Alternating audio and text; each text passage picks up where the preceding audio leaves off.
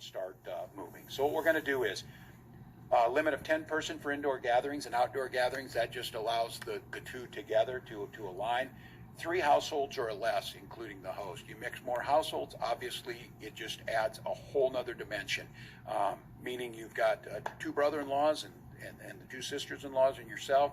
You can bring them in, but I think, again, I keep coming back to this, you have to social distance, you have to wear a mask, and you have to recognize just because they're family and just because you know them, you've not eliminated the risk. And then this will go into effect at 10 p.m. on this Friday. We need to move now. This has happened incredibly quickly.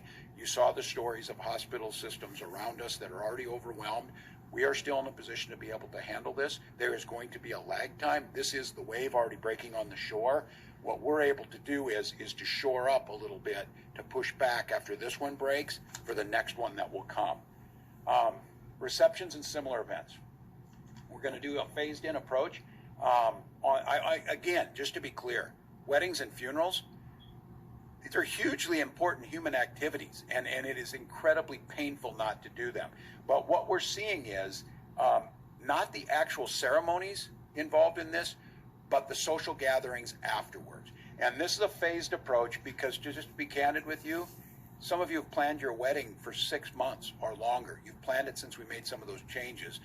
Our intention is not to make that difficult for you. It's to make that day special without having it marked by an outbreak of COVID or the problems that come with it. So we'll go to a 50-person limit on the 27th, 25-person limit. And then these events will not happen from 10 p.m. to 4 a.m. And there's no change in actual weddings, funerals, other similar ceremonies. Only those things connected with that reception or the celebration piece where food and beverage and those types of things are served.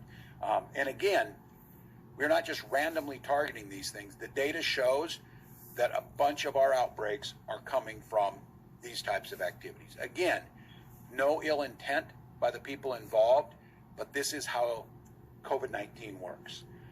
Bars and restaurants, indoor and outdoor capacity of 50%, no more than 150 people. Counters are closed for seating and service unless counter service only. Patrons need to be seated at tables. No bar games that require standing is permitted.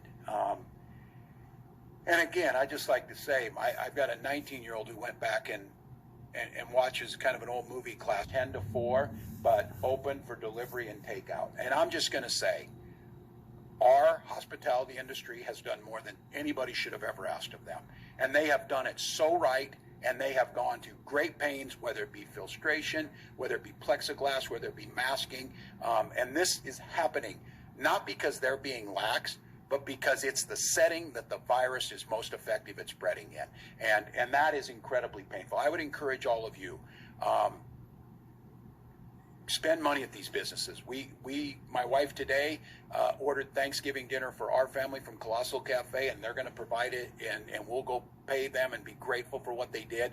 We can all do some of that to keep these folks going, but I think it's really important to recognize they have made every effort possible, and this is going to be painful. This is going to be painful for them, and we can help a little bit. This goes into effect this Friday night at 10